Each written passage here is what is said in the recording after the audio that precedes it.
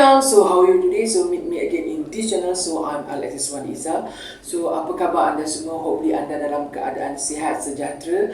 Sebab hari ini saya ada lagi satu lagi menu yang istimewa, yang amat popular bagi masyarakat-masyarakat di Malaysia, mungkin di Indonesia, mungkin juga di Singapura ataupun seantero dunia.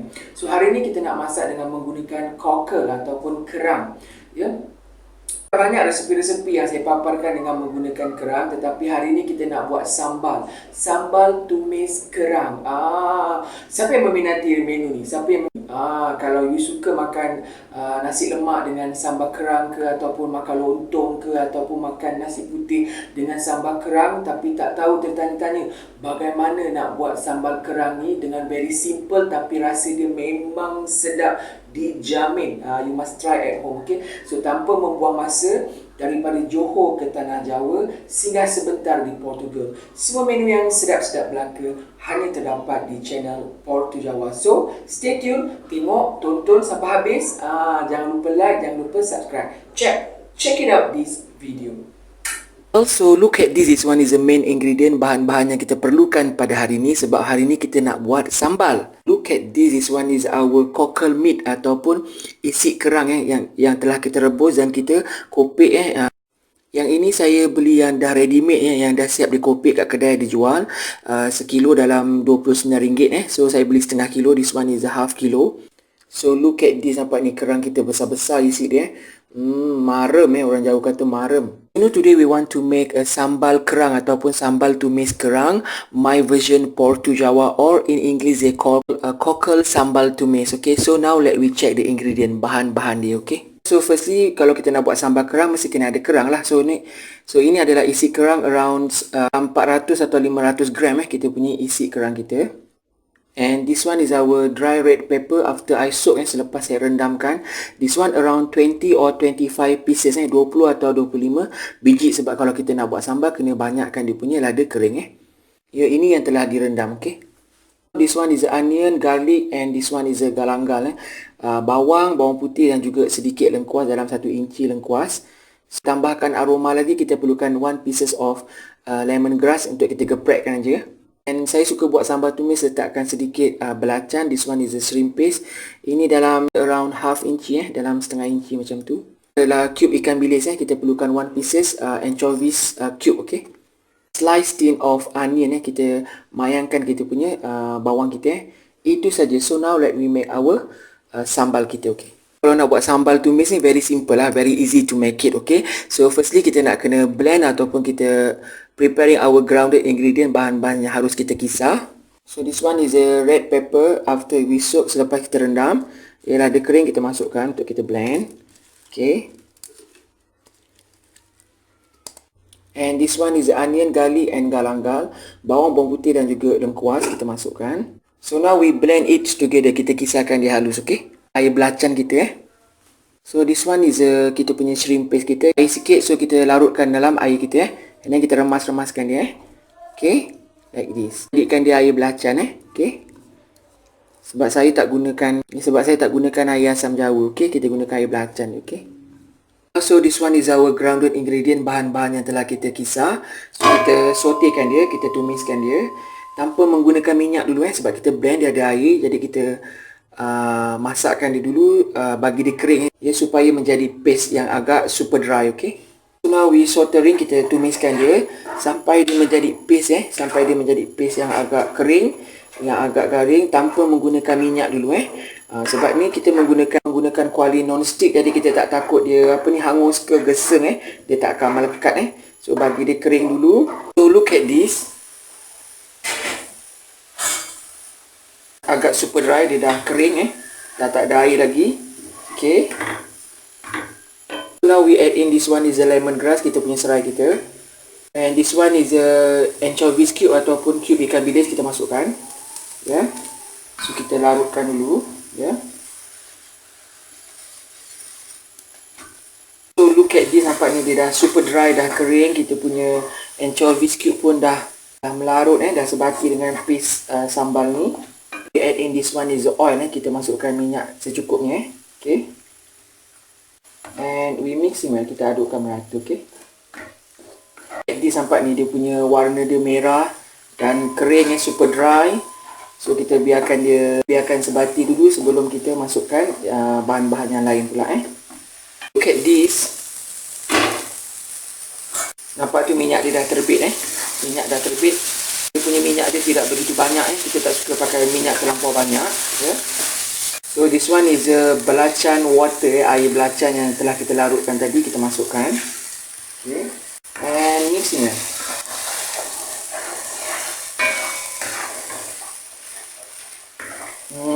The smell is good. Dia punya aroma dia naik terus.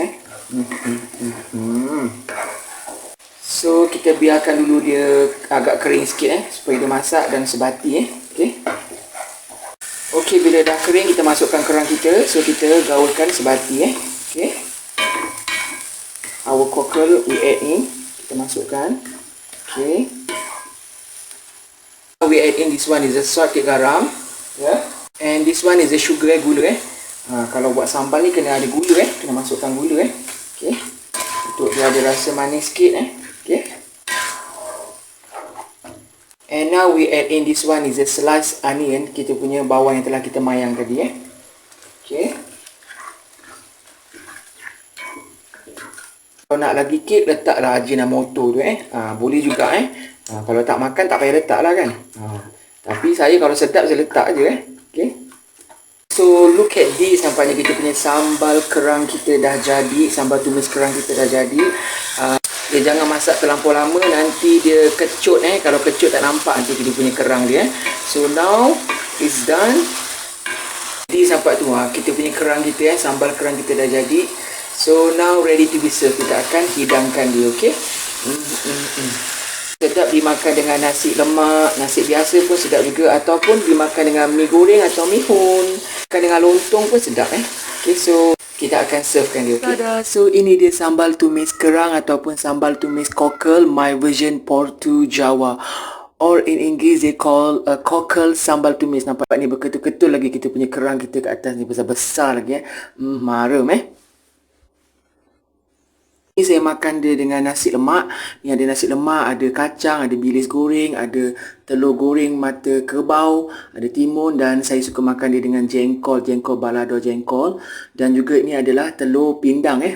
Telur pindang ni sedap kalau kita makan dengan nasi lemak dan juga sambal tumis kerang ni. Okay, so now I zoom it for you. Okay.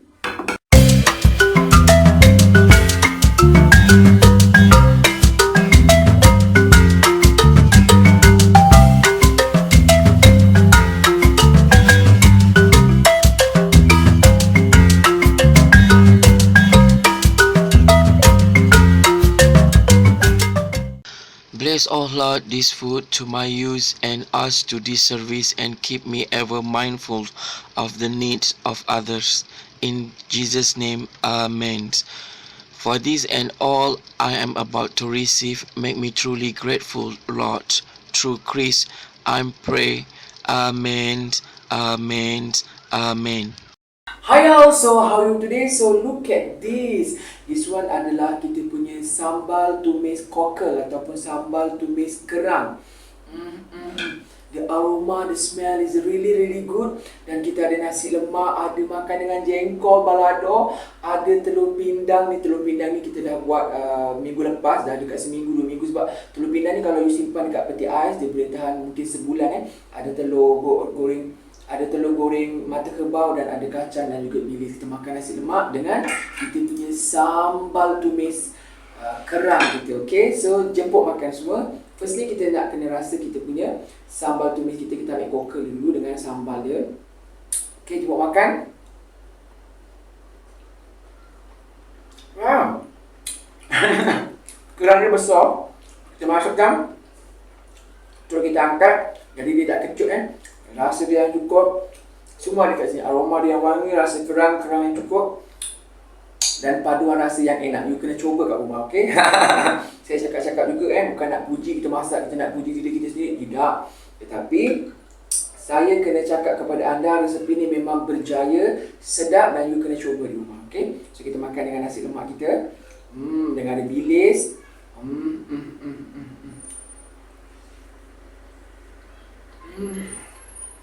Wow.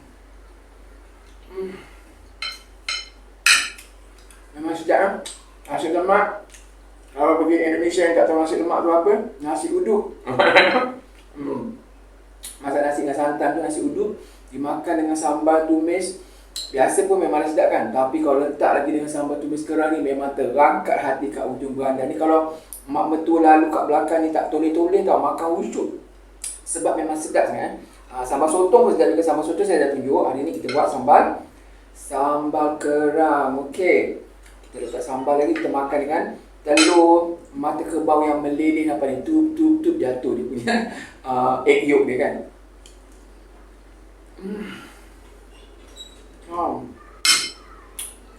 Amazing. Cuma kita cuba kat rumah, ikut ambil yang bujang. Kalau tak tahu masak, tengok saya punya channel, confirm dia pandai masak.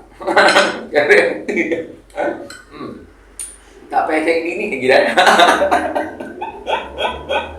Okey, boleh masak sendiri, boleh share dengan you punya isteri Wow. Jengkol. Jengkol memang favourite. So, kita makan dengan jengkol sedap. Kalau semua jengkol lagi sedap kan. Makan dengan nasi uduk ataupun nasi lemak ni. Dia letak lagi dengan sambal ni, memang sedap sangat sambal ni. Yang dia punya, banyakkan dia punya kerang-kerang ni. Lepas tu kita kasih kacang lagi, satu lagi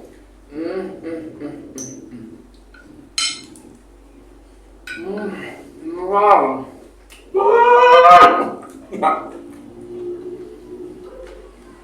Cuba tak kat rumah. Kasih pun.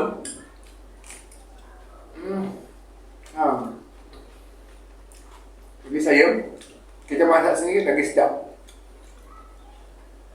daripada you beli kat kedai yang mungkin dihangat kan. Dan kita masak sendiri, kita puas hati, kita rasa sendiri.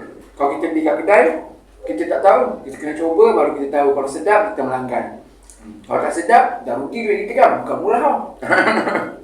Tapi kalau kita buat sendiri, kita makan puas, anak beranak lagi boleh makan kat situ, betul tak? Dan saya memang suka sangat jengkol. Jengkol ni gering Wow. Amazing. So kepada anda semua, hopefully anda suka dengan resipi saya pada hari ini. Cuba, jangan tak cuba. Kalau tak cuba, kita tak tahu. Kalau tak cuba, kita mana nak tahu yang kita boleh masak atau kita tak boleh masak. Okay, so sampai berjumpa di lain masa, di lain menu, di lain resipi. Salam sayang daripada saya, Alexis Wani Isa, untuk anda semua. Bye.